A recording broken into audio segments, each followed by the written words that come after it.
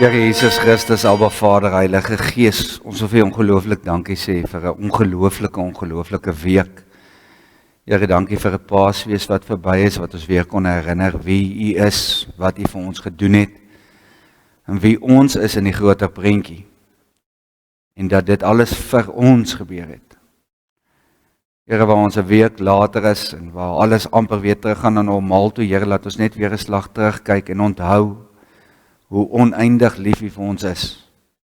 Alles wat U vir ons doen, doen U vir ons uit liefde uit, Here. En ons wil vra dat U saam met ons hierdie pad sal stap, elke liewe dag. Ons hand sal vashou, Here, en as ons val, dat U ons sal optel, Here, en as dit nodig is, laat ons gedra word waar dit nodig is. Here, ons tyd raak min. Ons tyd op hierdie aarde raak ongelooflik min en is alreeds min, Here. Ken ons U. Is ons besig om in U arms in te hardloop, of is ons besig om weg te skram van U af en meer na die wêreldse dinge toe te neig? So Here, help ons asseblief om vandag se boodskap ernstig op te neem. Dat ons 'n besluit kan maak, Here, dat U die Alfa en die Omega is, soos wat U sê. U is die begin en die einde. U was, is en sal altyd wees, Here.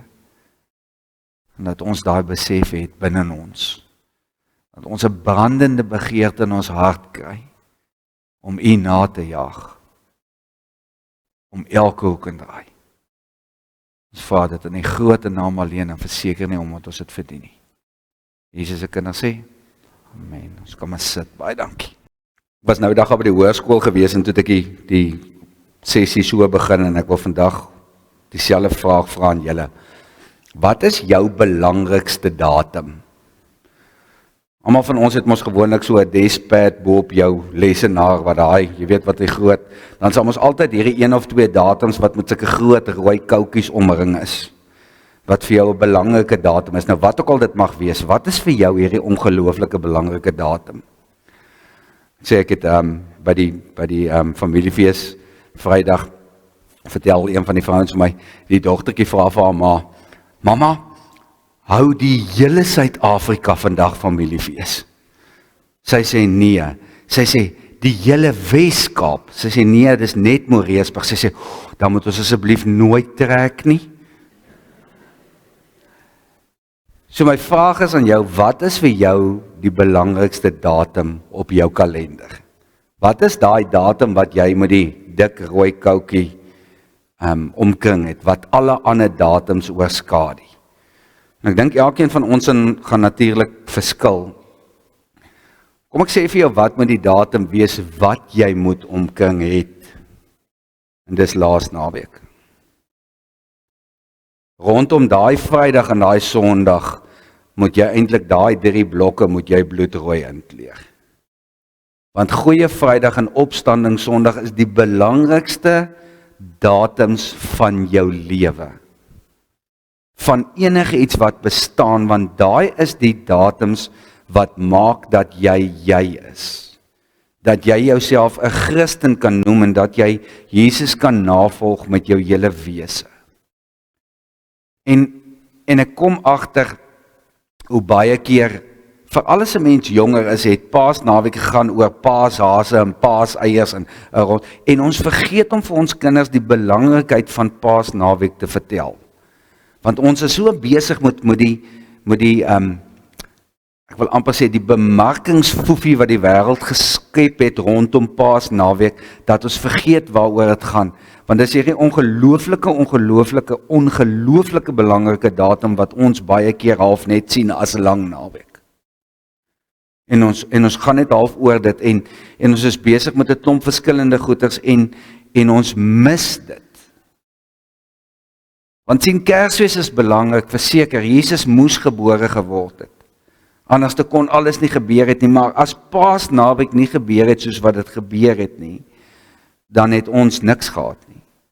As Jesus nie die dood oorwin het nie, en ons kyk altyd, Jesus het die dood oorwin en na die hel se hekke toegesluit en al daai goeters, maar wat het hy gedoen? Wat het hy gedoen om dit te kan doen? Hy het sonde op homself geneem, my en jou sonde op homself geneem, en hy het dit weggevat van ons af, sodat dit nie meer op ons boeke geskryf moet staan nie. Maar sien, die probleem kom in met dit, ek het net vandag 'n bietjie hieroor gestaan en gesels is, ek dink nie baie keer ons besef hoe erg is sonde nie.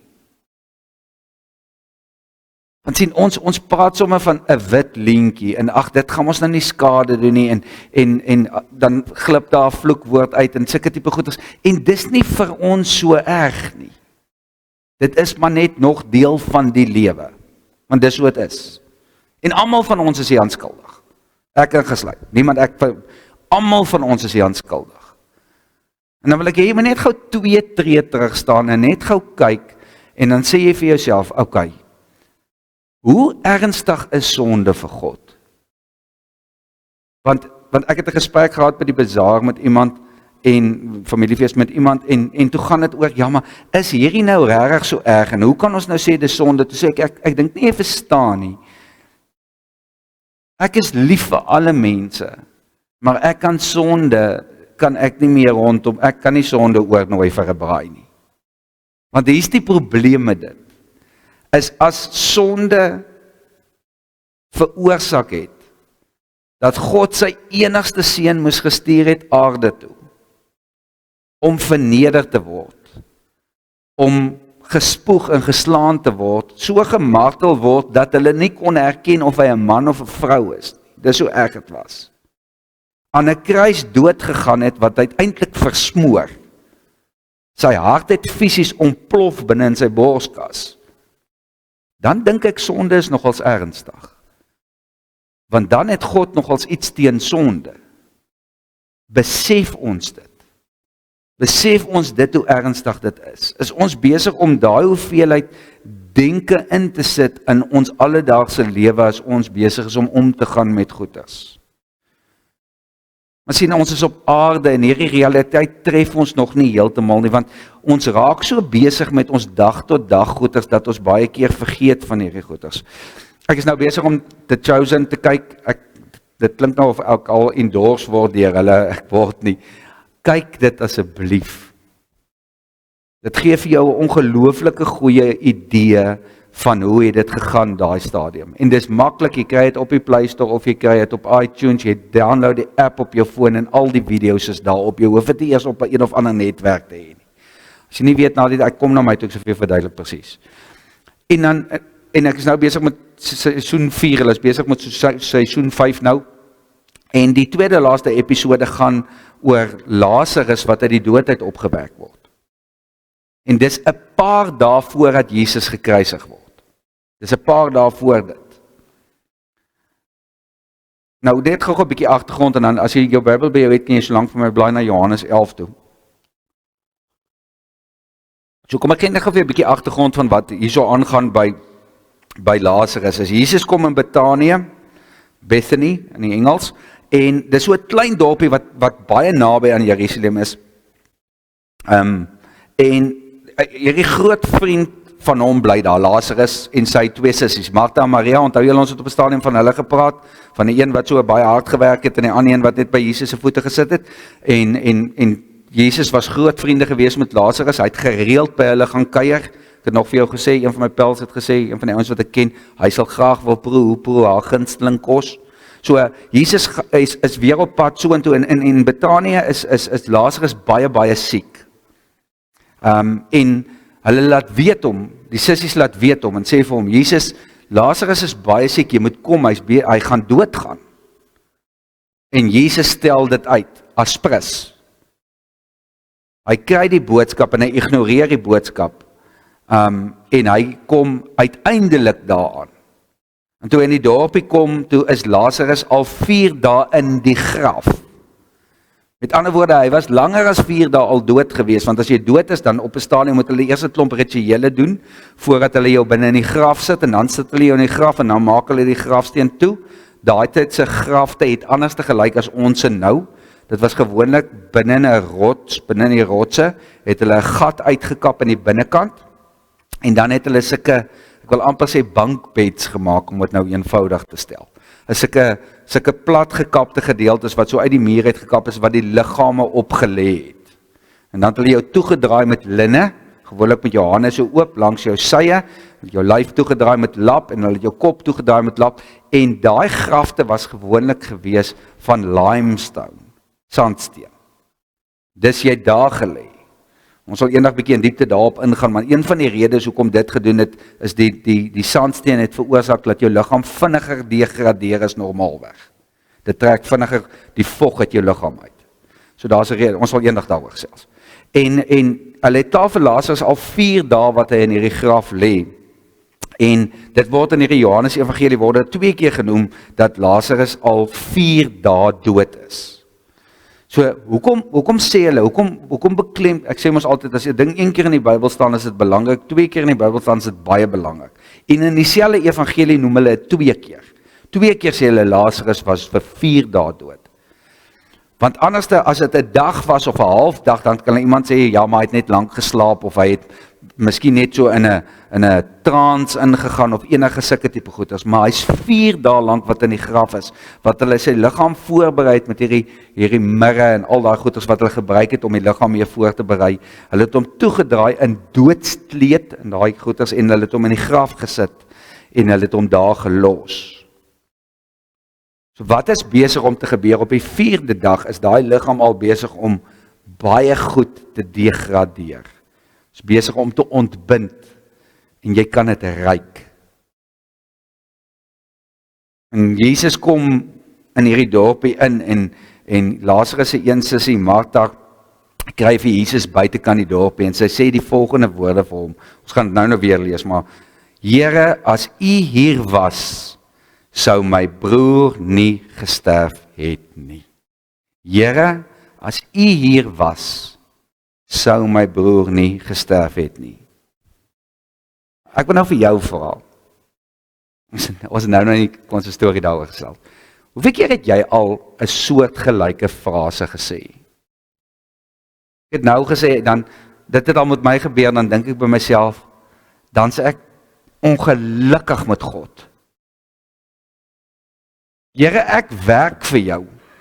My hele lewe is aan jou gewy en jy laat hierdie goed oor my pad kom. Dis nie regverdig nie. Hoekom doen jy dit? Hoekom is jy besig om my te straf? Hoekom is ek besig om deur hierdie gemors te gaan? Hoekom is mense besig om dit van my te sê? Hoekom is ek besig om jou lewe, né? Hierdie het met jou gebeur. Ek jou nou al beloof, hierdie is deel van jou lewe. Ergens het jy deur hierdie gegaan wat jy beklei het met God, wat jy vir God sê, maar ek is 'n kind van jou. Hoe laat jy toe dat jy sulke goeders met my doen? Hoe laat jy mense toe dat hulle so met my werk? Hoekom doen? En dan is jy ongelukkig en jy's kwaad en dan en daar's van daai vrae wat ek tot vandag toe nie beantwoord het nie. En daar's van daai vrae wat ek 'n maand of 'n week of 'n dag later dan sit soos in, "Jesus, dankie God." Ek het nou die dag die vraag gevra van, en dis ongelooflik hoe kinders se wysheid partykeer jou net half so teen die bors slaan dat jy so op jou agterend gaan sit. Ek het die vraag gevra en toe sê ek dood eenvoudig die volgende: God, hoekom het jy my in die diepkant ingegooi? Dit was my vraag, net so, kliphard. God, hoekom het jy my in die diepkant ingegooi? Toe sê my dogtertjie vir my, Dada, het jy al daaraan gedink dat jou vyande dalk nie kan swem nie?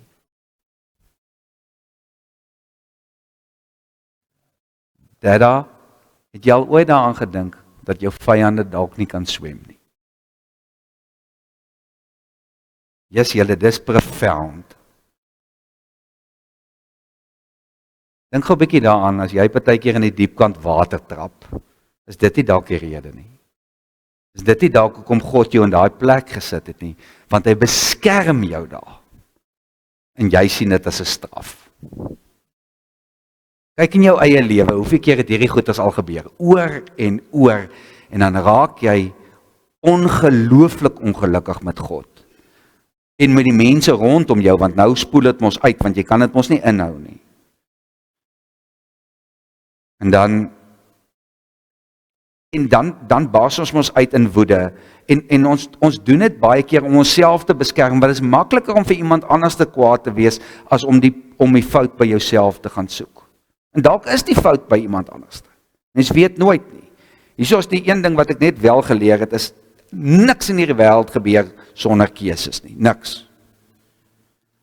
So op daai oomblik is ons lewens is ons lewe partykeer half in die verlede, of ons probeer dinge makliker vir onsself in ons kop maak, of ons wil hê dit moet minder seer wees, of ons wil dit net eenvoudig anders te hê, sodat ons nie sleg voel daaroor nie, so ons probeer dit half regverdig wat aan die gang is. En dan sê Jesus vir Maria, maar ek is nou hier. Ek is nou hier. Moenie dit mis nie. Ek is nou hier. Dis die belangrikste, ek is nou hier. Daar's altyd nog een skuif oor. As jy God in jou lewe het, is daar altyd nog een skuif. Jy sien dit nie noodwendig raak nie, maar God sien dit raak. Daar's altyd nog een skuif. Ons lees Johannes 11 vanaf vers 17. Toe Jesus daar kom, dis nou in Betanië, het hy gevind dat Lazarus al vir 4 dae in die graf was. Betanië was naby Jerusalem, omtrent 3 kilometer, dis baie naby. En baie van die Jode het na Martha en Maria toe gekom om hulle oor hulle broer te troos, want hulle was besig om hierso te wag vir Passover, vir Paasfees, wat die Jode gevier het. Net gou op 2 tree terug, Paasfees, daai tyd het hulle gehou vir die doeteenvoudige, die Engel sê dit vir my baie mooier, is Passover. Nou waaroor het dit gegaan, is hulle herdenk, waar die doodsengel gepaas over, it passed over the houses. Daar hulle die hele bloed gespeer mos rondom die rande van die huis, om te keer dat die eersgeborenes nie moet doodgaan van die Israeliete nie. En dis wat die Jode daar herdenk het. So hulle was klaar daar vir Passover om dit toe kom herdenk, en daar's nou 'n klomp van hulle wat daar nie sou gewees het nie. Nou is hulle almal daar so, en hulle kom na Martha en Maria se huis toe, om te kom sê, jammer oor jou broer wat oorlede is. En baie van die Jode het na Martha en Maria toe gekom, vers 19, om hulle oor hulle broer te troos, vers 20. Toe Martha hoor dat Jesus kom, het sy hom tegemoet gegaan, maar Maria het by die huis bly sit. Martha sê toe vir Jesus, Here, as U hier was, sou my broer nie gesterwe het nie. Maar selfs nou weet ek dat God U alleen sal gee wat U van hom vra. Selfs nou, na alles wat gebeur het, weet ek, God kan vir U enige iets gee wat U vra. Hierdie is 'n ongelooflike stelling van geloof, waar sy sê, Here, ek weet, maak nie saak wat gebeur het nie, U is nou hierso, en as U vir God vir enige iets vra, sal hy dit vir U gee. Ek dink nie sy het heeltemal geglo op hierdie stang, en dis my persoonlike opinie, ek dink nie sy het heeltemal geglo dat Jesus vir Lazarus uit die dood het gaan opwek nie, want jy sal later aan sal ek vir jou sê, hoekom sê ek so, want sy sê, moenie die graf oopmaak nie, want dit ruik al, met ander woorde, hy is al baie dood. So, maar sy het hierdie geloof binne in haar, want sy weet, dat Jesus betyds is, al is hy laat. Sy weet, dit beteken dat hy wonderwerke kan doen. The miracle worker is hier. Die wonderwerker is hier. Want sy het dit gesien, oor en oor en oor. Sy het dit gehoor, oor en oor. Dis nie nuwe inligting nie, sy glo ten volle, so sy sê dit uit volle bors uit. Vers 23, Jesus sê toe vir haar, jou broer sal uit die dood opstaan. Maar Martha sê vir hom, ek weet hy sal met die opstanding op die laaste dag uit die dood opstaan. Toe sê Jesus vir haar, ek is die opstanding en die lewe. Stop net gou daar. Hoor wat sê Jesus? Want hoekom sê sy, ek weet aan die eind, eintlik is dit, aan die eindtye sal daar 'n opstanding wees, die dooie sal uit die graf uitkom en goed, want dis wat die Jode geglo het, hulle het geweet op 'n stadium, as Jesus weer terugkom, as die Messias weer terugkom, gaan daar mense uit, nie almal nie, maar daar's van hulle wat dit geglo het, dat hulle sal opstaan uit die dood uit, en sy glo dit, sy sê dit hierso. Maar hoor wat sy sê. Sy sê nie, Jesus, ek weet, u gaan vir Lazarus uit die dood uit opwek nou nie. Sy sê, ek weet, hy sal met die opstanding op die laaste dag, met ander woorde, as Jesus terugkom, sal hy opstaan. En dan sê Jesus vir haar iets, en hierdie is wat jy vandag moet hoor. Ek is die opstanding en die lewe. Nou. Nie môre nie, nie oormôre nie, nie oor 'n jaar nie, nou. Ek is die opstanding en die lewe. Sy mis dit. En ons mis dit baie keer, want ons glo almal, ek glo dat daar gaan 'n opstanding wees, en ons gaan verheerlikte liggame wees, ensovoorts. Maar hoekom kan dit nie nou gebeur nie? Hoekom kan daar nie nou 'n opstanding en 'n verandering in jou lewe nou gebeur nie? Want sien, ons wil altyd dit mos uitstel. Ek weet nie wat Kose Fanny wat in Prophet sing. Hy sing Houtkruis. Hy het so 'n gedig wat hy geskryf en dan staan daar, almal wil hemel toe gaan, maar niemand wil nou gaan nie. Is dit nie onsie? Almal wil hemel toe gaan, maar ons wil nie nou gaan nie. Ek het nog soveel om te doen hier. En ek wil nog dit en dit en dit doen. Almal wil hemel toe gaan, maar niemand wil nou gaan nie. Dis presies hierso, dan soos in, maar ek is hier, die opstanding is hier, maak gebruik van dit. Sy glo, maar na woorde sê sy nie dieselfde nie, sy sê weet dit eendag ja, maar nie nou nie. Maak op jou oë. Hier staan die opstanding voor jou. Ek is die opstanding. Jesus is die opstanding. Hy kan jou lewe vernie, nuut maak. Gaan daai vers verder aan, vers 25. Wie in my glo sal lewe al sterwe hy ook, en elkeen wat lewe en in my glo sal in alle ewigheid nooit sterwe nie. Glo jy dit? Vra hy vir haar. Glo jy dit? Dat as jy in my glo, dat jy nooit sal sterf nie, maar jy gaan eintlik net 'n oorgangsfase hê waar jy dan in die hemel gaan lewe vir altyd. En dan sê sy, ja Here, sy sê vir hom, ek glo vas dat u die Christus is, die Seun van God, die een wat na die wêreld toe moes kom. Sy het dit geglo wat Jesus haar gevra het, maar haar antwoord het nie presies dit gesê nie, want sy het iets anders te beantwoord. Sy het die belofte van die Jode deur die eeue se vraag beantwoord dat Jesus gaan opstaan. En dan dat hy die verlosser word gestuur, met ander woorde die Messias wat Jesus is. Iemand wat die Jode kom red. Dis wat sy vir Jesus sê. Sy glo dit alles, maar dis asof sy, ek wil amper sê, die skille nie van haar oë afkom, dat sy kan sien, maar hier staan die verlosser voor haar nie. En dan, ons gaan nou 'n bietjie verder spring na vers 38 toe, maar die middelste gedeelte kan jy lees is, Jesus kom by Maria en dis vir my, hy sien hierdie gebrokenheid van Maria en hy voel dit aan. Want onthou dit sy vriend. En dan staan daar so, in die Engels sê dit vir my baie mooi, he wept. Jesus het gehuil. Want Jesus was ten volle mens, al was hy ten volle God. Kortste versie in die Bybel. He wept. Hy het gehuil, staan in Afrikaans. Vers 38. Jesus se gemoed het weer vol geskiet. Wat beteken dit? Hy het weer hartseer geraak. Toe hy by die graf kom. Dit was 'n rotsgraf en daar was 'n klip voor die ingang gerol.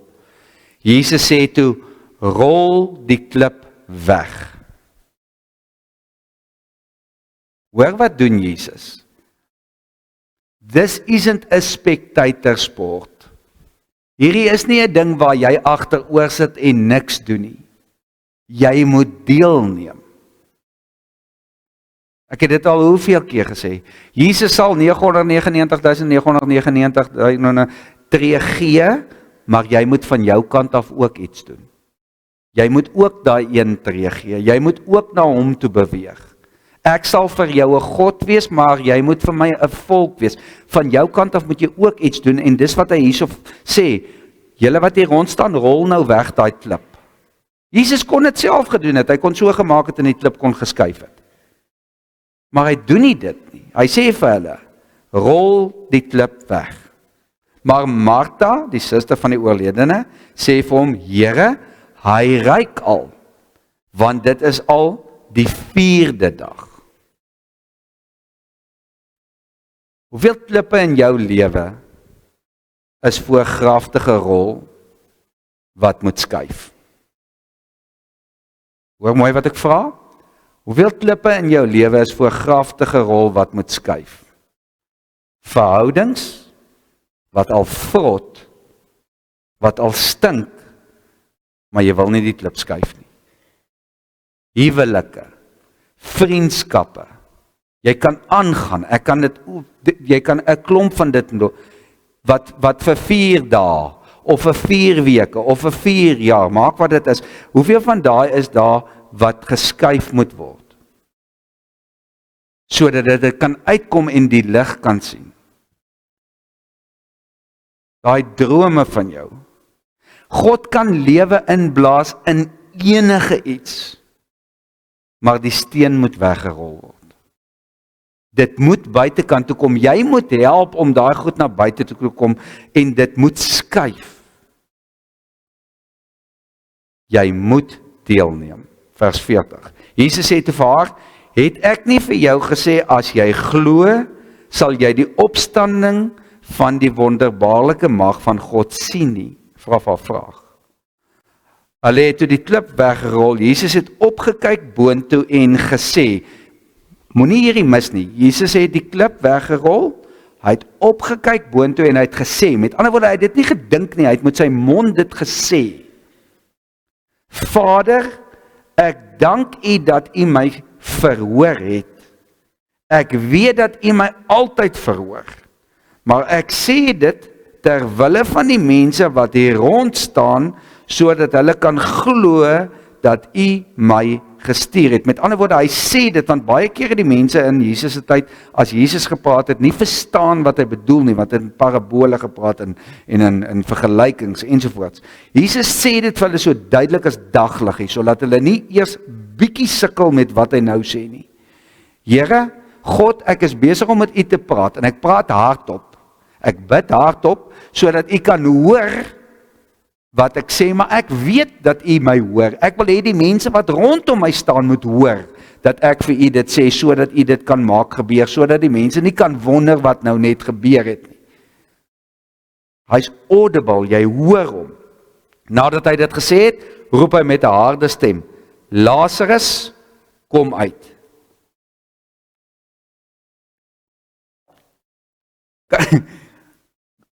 Dink gou by jouself, want nou is daar 'n klomp mense wat vergader het, want onthou, almal was by die huis gewees, Jesus is daar aangekom, Jesus het gesê, ons gaan nou vir Lazarus uit die graf uithaal, stap saam, 'n klomp mense is saam met hom daartoe, hy staan daar so, Jesus staan daar, die klip word oopgerol, toe die klip ooprol, toe kom daai stank reuk na vore toe, dit slaan jou, het jy al 'n styk oopgemaak wat bietjie te lank gelê het. Jy ruik dit. So dis nie laat jy wonder nie, jy weet. En dan staan Jesus daar, nou, kan jy dink as jy daar staan? Ek sal dink by myself, joh, en Jesus gaan en hy sê dood eenvoudig, Lazarus kom uit. En hier kom hierdie mammie uitgestap, want hy's nog toegedraai in klere. Kan jy dink, en ek gaan nou dit in Engels stel, hoe het almal uitgefriek op daai stadium? Ek kan dink net by ons, want elke persoon reageer mos anders op skok. Een skree, een val om, een is besig om hal te gaan, die ander een hardloop weg. Dit moet chaos gewees het op daai stadium. En hier kom Lazarus uitgestap. En dis omdat Jesus vir hom gesê het hy moet dit doen. Hy het dit audible gemaak, hy het dit gesê. Julle, die tyd vir stil bly is verby. Hoor mooi, die tyd vir stil bly is verby. Ons kan nie meer terugstaan en doodstil bly oor goeders nie.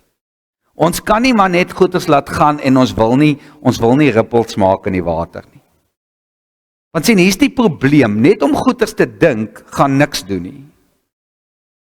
Jesus het vir Lazarus gesê, hardop, kom uit.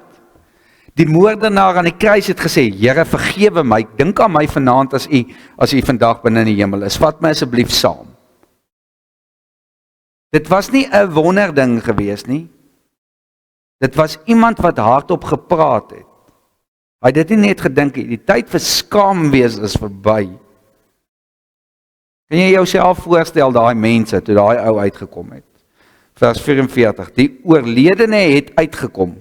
Hoor nou, hulle praat nog 'n hele tyd hierso van hom in die tweede of die derde persoon. Hulle praat nie van hom soos Lazarus nie. Want op hierdie oomblik is Lazarus nog net 'n lijk wat opgestaan het. Nou ewe skielik is dit 'n persoon. So die oorledene het uitgekom. Nie Lazarus nie, oorledene. Sy hande en sy voete was nog toegedraai met grafdoeke en sy gesig toegebind met 'n kopdoek. Mami kom uitgestap, mense friek uit, gaan mal.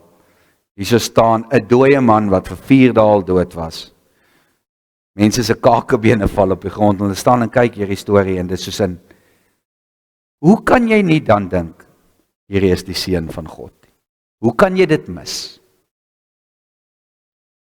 Jesus sê toe vir die mense, maak hom los dat hy kan huis toe gaan.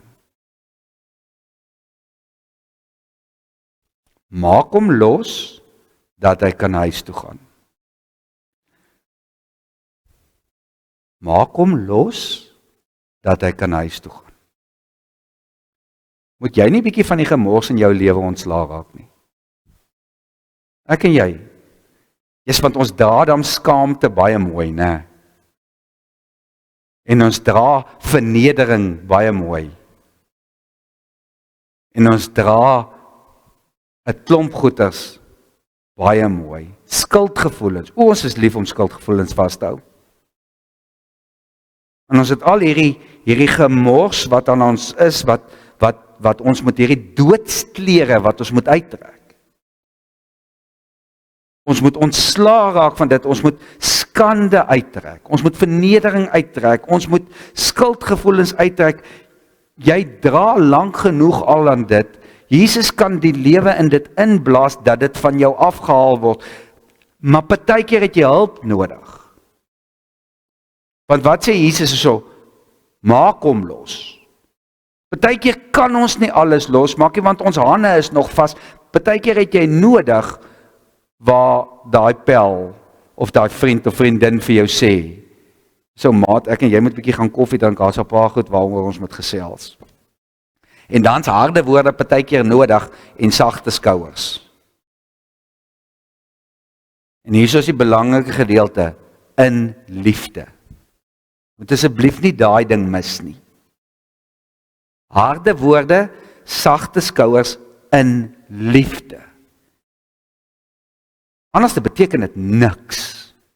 Net om vir iemand 'n klomp goeders toe te snou, omdat jy nou die kans het om dit te kan doen. Dis nie wat Jesus hier sê nie. Ons moet dit in liefde doen. Soms het ons daai hulp nodig, of ons dit wil erken of nie. Soms moet ons hulp verleen, of ons dit wil erken of nie. So jy moet bietjie rondkyk en vra, God, waar moet ek help? Wie moet ek help? Daar's 'n belofte vir die ewige lewe en die opstanding uit die dood. Dis die belofte wat Jesus gemaak het 'n klomp keer voor die tyd. Maar hier wys hy dit vir hulle fisies. Daar is 'n moontlikheid vir 'n opstanding uit die dood uit. Dis 'n ongelooflike belofte wat ons vandat ons gebore is moet onthou. Want sien, die dag as jy gebore is jy besig om te sterf. Van die dag wat jy gebore word, is jy besig om te sterf. Ons doen dit eintlik verkeerd om. Eintlik moet ons huil as 'n babatjie gebore word en vreugde vier as hy die dag begrawe word. Want hy gaan huis toe. Ons doen dit andersom, want ons is mense. En ons kan dit nie verstaan nie, want dis nie hoe die wêreld gemaak is nie. Die sonde het dit so gemaak. As 2 beloftes, die tweede belofte is, en ons lees dit baie keer mis. Jesus het ook nuwe lewe wat hy vir ons in hierdie lewe kan gee. Hy kan nuwe lewe in ons inblaas in hierdie lewe. Sommige goed kan wel nie in hierdie kant van die hemel reggemaak word. Daar is sommige goed wat ons nie kan regmaak nie. Maar daar is ander goeders wat wel reggemaak kan word. En ons moet net vir God vra om ons te help om dit nie te maak. God is altyd in beheer. Dis wat dit vir my sê. God is altyd in beheer, al dink jy nie so nie. Hy is tot in alles in staat, daar is altyd nog 'n kans, al lyk dit nie so nie, want jy kyk nie na die skaakbord dieselfde as wat God daarna kyk nie. Hy het heeltemal 'n ander perspeksie rondom dit. Ons moet ophou om te sê mense, as ons hulle in 'n graf neersit, dis hulle finale rustingsplek. Want dit is nie. Dis hulle tydelike rustingsplek. Daar's niks finaal rondom daai graf nie. Niks. Dominee Wolly, my mentor in Bloemfontein, hy het dit altyd gedoen en dis die ding wat ek tot vandag toe onthou, en as ek 'n aardebestelling het, dan doen ek dit ook. Dan sal hy so by die graf staan, terwyl die kus daar lê, dan klop hy so aan die kus. Dan sê hy, hierdie kus is leeg. Hoe amazing kan dit wees om dit te kan sê, né? Hierdie kus is leeg. Want dit is net 'n liggaam daar. Niks meer nie, is net 'n liggaam. Dis net 'n houer. Die inhoud van die houer is nie meer daar nie, is leeg. God is altyd in beheer. Ons spring na Openbaring 21 toe, en ek sluit af met dit. Toe het ek 'n nuwe hemel en 'n nuwe aarde gesien. Die eerste hemel en die eerste aarde het verdwyn, en die see het nie meer bestaan nie. Gelukkig sê hulle niks hier van riviere nie, so ons sal kan visvang. Vers 2, en ek het 'n heilige stad gesien, die nuwe Jerusalem van God af uit die hemel uit sien afkom.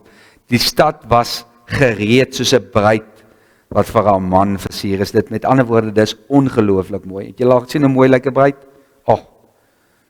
Vir haar man versier is.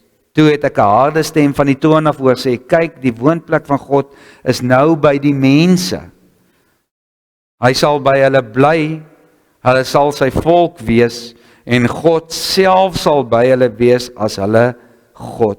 Hy sal hoor nou hier, luister gou mooi, asseblief luister mooi, hy sal al die trane van hulle oë afdroog, geen meer hartseer nie.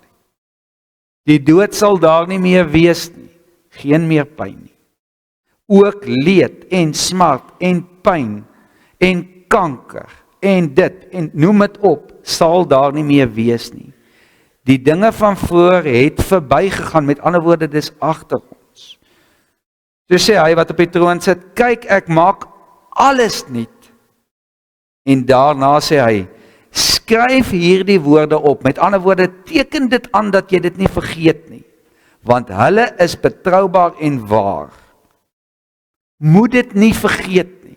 Dis hoekom ons dit neerskryf, want ons vergeet goeders. Dis hoekom hy gesê het, skryf dit neer, want dit is waar. En dan eindig hierdie gedeelte met die volgende gedeelte, en dis heeltemal snaaks in verhouding met baie van die ander boeke, vers 22. 'n Tempel het ek nie in die stad gesien nie, want sy tempel is die Here God, die Almagtige en die Lam. Met ander woorde, wat hierso probeer geskryf word is, daar was nie 'n kerk nie. Dit was die tempel van daai tyd, is waar hulle kerk gegaan het. Met ander woorde, daar was nie meer so 'n ding soos geloof gewees nie, want jy is dan nou by die een wat geloof geskep het. Met ander woorde, jy is in volle liefde die hele tyd. Want die tempel is die Here God, die Almagtige en die Lam. Die stad het nie die son en die maan nodig om te verlig te word nie, want die heerlikheid van God het hom verlig, en die Lam is die lamp. Die nasie sal in die stad se lig lewe, en die konings van die aarde verleen luister daarna. Die poorte daarvan word gedurig deur die hele dag nooit toegesluit nie. Met ander woorde, daar gaan niks, ons worry nie, want almal wat daar binne is, moet daar wees. Niemand gaan inbreek nie. Daar sal nie meer nag wees nie. Die mense sal die luister en die rykdom van die nasies daarheen bring. Niks onreins en niks wat iets losbandigs of vals gedoen word, sal ooit daarin kom nie. Maar net die wie se en hier is die belangrike gedeelte. Net die wie se name in die boek van die lewe, die boek van die Lam geskrywe staan. Wie gaan in die hemel wees? Hier staan dit. Die mense wie se naam in die boek van die lewe staan. Net die wie se naam in die boek van die lam geskryf is. Wie's dit? Die van ons wat glo in Jesus Christus. Die wat met hom in 'n verhouding het en saam met hom op pad staan. Nou is die volgende vraag, maar hoe doen 'n mens dit? Want ek weet, hier's baie van ons wat sukkel met dit. En dan is jy steek op jou hand, maar as jy nou doodgaan, gaan jy hemel toe. Dis my vraag. Kan jy met 'n oop gemoed sê, as jy nou jou oë toemaak, gaan jy hemel toe? Want jou antwoord moet wees ja, daar's nie 'n ding soos miskien nie. As jy by miskien is jy op die verkeerde plek. Want jy moet kan sê, ja, ek is 100% oortuig daarvan dat ek by God is. As ek my oë nou toemaak, dan maak ek my oë oop. Dan hardloop ek en hom, ek het gesê by die skool ook aan, dan omhels ek vir Jesus so, en dan wil ek my hande so op sy rug hardloop, en dan wil ek hy 39 hou as 'n merke so voel. Want dis myne. Gaan jy Jesus omhels? Gaan ek jou daar sien? Want ek gaan jou herken. So hoe gebeur dit? Paulus het geweet mense gaan hierdie vraag vra. So hy verduidelik vir die mense, en hy verduidelik dit vir hulle soos volg, Romeine 10. As jy met jou mond bely dat Jesus die Here is, en jy bedoel dit, as jy met jou mond bely dat Jesus die Here is, en met jou hart glo dat God hom uit die dood opgewek het, sal jy gered word. Hier staan dit. Met jou mond bely en met jou hart glo. Met die hart glo ons en ons word vrygespreek. Met ander woorde, niks sonde gaan vassit aan jou nie. En met die mond bely ons en ons word gered. Dis hoe jy gered word. My vraag is jy besig om aktief na God te soek? Is jy aktief besig om na Jesus te soek? Of is dit 'n 15 sekondes vroeg in die oggend goue skietgebedjie opsteeg, dalk miskien Bybel lees as jy tyd kry, want ons is so besig, ons het mos nou nie tyd vir dit nie. Dalk ergens langs die pad luister ons 'n gospelsong en dit tel mos nou onder Bybelstudie. Is jy besig om aktief na God te soek, ja of nee? Want as jy nie besig is nie, as jy iets moet koop, 'n nuwe bakkie, kar, kamera, wat ook al dit mag wees, dink gou 'n bietjie hoeveel navorsing sit jy in om die regte een te kry. Want hy moet dit kan doen en dit kan doen en hy moet hierdie goeders kan doen en dit kan doen. Dit doen ons net vir 'n telefoon of 'n kamera of 'n bakkie, wat ook al dit mag wees. Maar God, wat jy gaan ontmoet, my pa het altyd gesê, ek gaan vir jou 'n brief gee met 'n polisiestamp op, jy gaan vir hom sien, hoeveel moeite doen jy met hom? Hoeveel moeite doen jy met Jesus?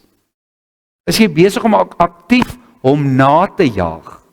Of is jy besig om aktief die wêreld se goed na te jaag?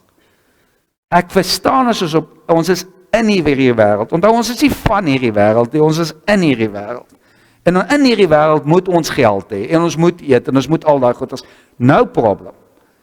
Die punt is dit besig om al jou aandag te vat, of is jy besig om tyd na God toe te kanaliseer?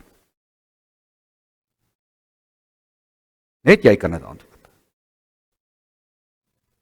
Ons moet regtig weer begin om God na te jaag. Ons moet weer begin om God te, en ek sê dit nou met alle respek in die wêreld, we must court God. In eenvoudig Afrikaans, ons moet vry na God. Yes, want ons het moeite gedoen met ons meisies en ons kerels, né? Hoekom doen ons dit nie met God nie? Hoekom is jy besig om hom na te jag nie? Hoekom is jy besig om die Bybel te verslind nie? Om elke ding wat jy kan kry na te jag nie? Om goeders te kyk, om meer sin te maak daarvan nie? Dis hoe jy nader na God toe kom. Om meer van hom te leer. Om meer in sy teenwoordigheid te wees. Om meer met sy goeders te doen te wees. Piramide is soos volg. God, gesin. Jy. Want dan kan die sambreel jou beskerm. Anders dan gaan die sambreel jou nie kan beskerm nie. Kom ons soek weer. Soek alleeers die koninkryk van God. Soek alleeers na sy eer. Dis wat ons moet doen.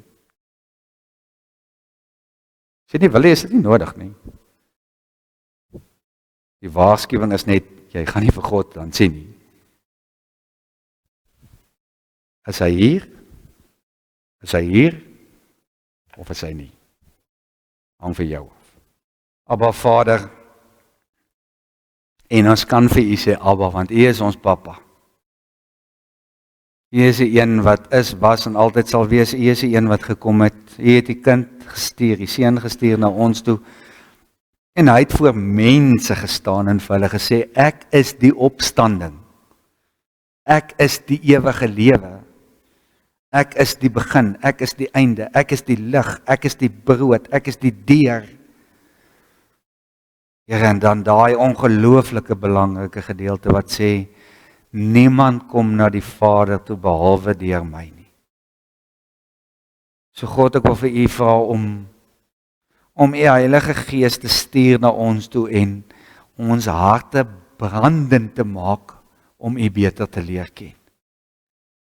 Here, waar ons nie kan wag om vir iemand anders te vertel van wat ons gehoor het van u, of iets niets wat ons van u geleer het, of nuwe kennis wat ons ingewin het, wat ons ergens, al het ons dit raak geloop op watse platform ook al, wat ons opgewonde maak oor u, dat ons dit kan deel, Here, want u het vir ons al hierdie goeders gegee.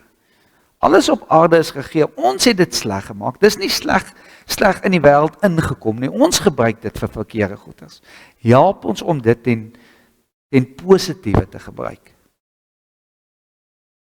Here, maak ons hart brandend vir u. Maak dat ons soek na u. As ons opstaan en as ons gaan slaap. Here, gee dat ons die volgende miskien van nou af beginne doen, want ons doen dit so min. Kom ons kyk bietjie hoe verander ons lewens as ons die laaste ding wat ons in ons brein sit voordat ons gaan slaap u is. Die laaste woorde wat ons in ons kop in het voordat ons gaan slaap, dat dit u woorde is. Ons kyk hoe verander ons slaappatrone. Want ons weet, as u alles inneem, as u hierdie gebroke, stikkende, misvormde mens mornay vat, wat eintlik maar net 'n groot houer is, en u vul hom met u gees, word dit verheerlik. Here, en wat die hart van vol is, loop die bond van oor. Kom ons hou op om skaam te wees. Help ons met dit. Amen.